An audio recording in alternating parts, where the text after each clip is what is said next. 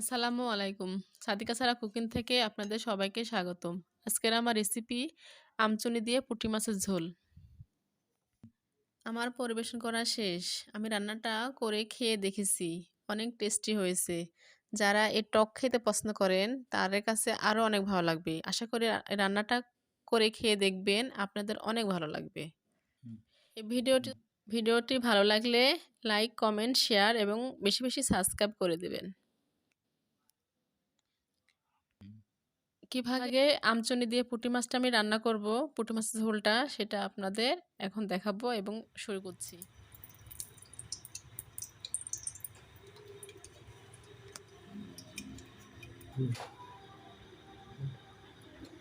আমি কড়াতে তেল দিয়ে দিছি, এবার দিয়ে দিব রসুন।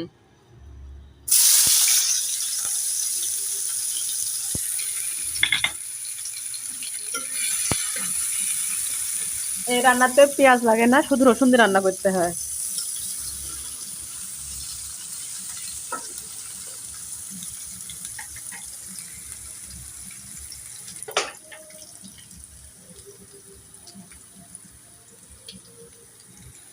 এবার দিয়ে দিলাম জিরা, কাঁচা জিরা।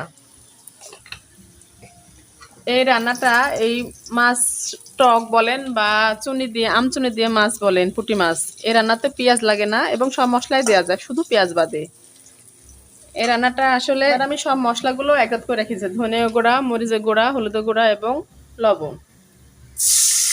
পেস্ট করা মশলাগুলো দিয়ে দিলাম, আদা জিরা বাটা।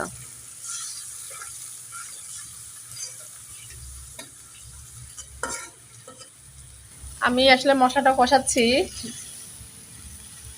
আসলে এটা রসুন দিয়ে রান্না, তো আমি রসুনের পাতাও দিয়ে দিছি কারণ অনেক টেস্টি হবে সেজন্যে।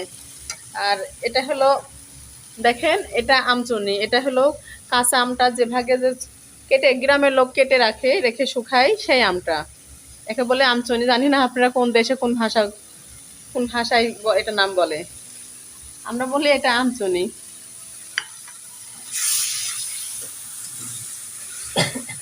এই রান্নাটা নওগাঁর জনপ্রিয়তা। নওগাঁর লোক এই রান্নাগুলো খেতে অনেক পছন্দ করে। আমি নওগাঁর এক ভাবি থেকে রান্নাটা শিখেছি। খাবারটা নওগাঁর জনপ্রিয়তা খাবার, নওগাঁর মানুষগুলো এই খাবার অনেক পছন্দ করে। আমি এই খাবারটা নওগাঁর এক ভাবি থেকে শিখেছি। সে ভাবিটা আমাদের পাশের ফ্ল্যাটে থাকে। আসলে আমরা ভাড়াটিয়া, তো এক ভাড়াটি আরেক ভাড়াটি অনেক রান্নাই শিখি, অনেক কিছু শিখে থাকি। দেখেন আমি কিভাবে রান্নাটা করি। যারা টক খাইতে পছন্দ করেন তাদের কাছে অনেক ভালো লাগবে।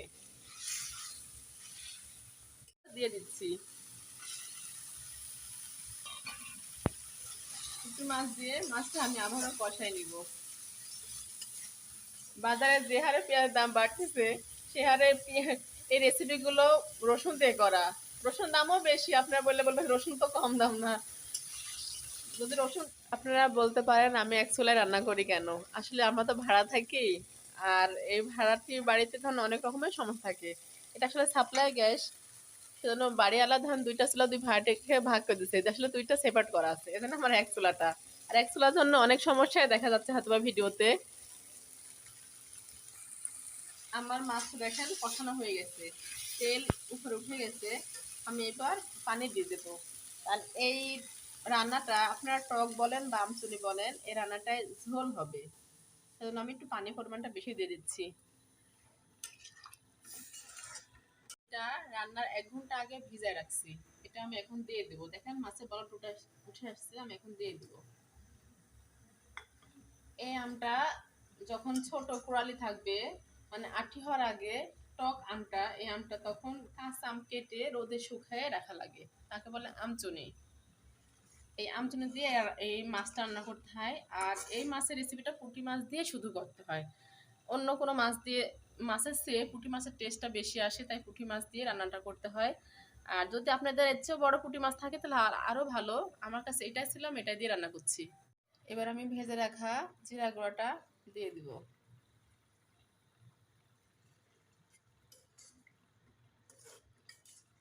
দেখেন আমার রান্নাটা প্রায় হয়ে আসছে। দেখেন আমচুরগুলো একদম ভিজে টোপা টোপা হয়ে গেছে, মানে হয়ে আসছে,